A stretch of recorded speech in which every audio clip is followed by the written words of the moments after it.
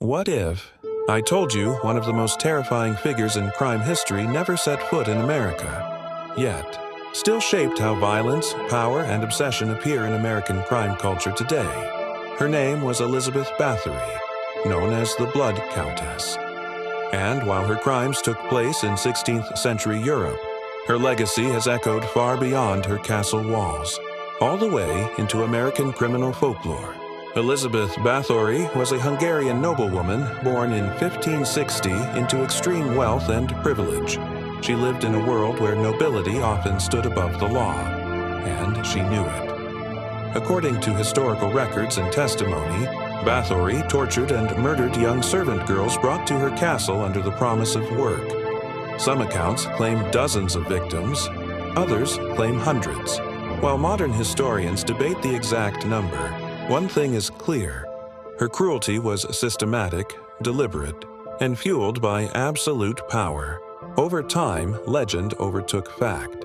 Stories emerged claiming Bathory bathed in the blood of young women to preserve her youth.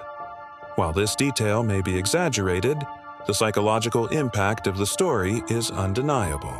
She became less than human in the public imagination, more myth than woman. And that myth would prove powerful.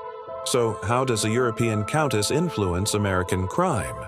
Her story helped shape the archetype of the powerful, sadistic female predator, a figure that appears repeatedly in American true crime, literature, and criminal psychology studies.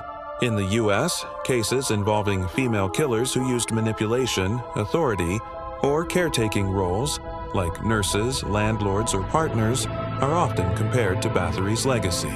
Not because of blood rituals, but because of control, entitlement, and hidden cruelty behind respectability.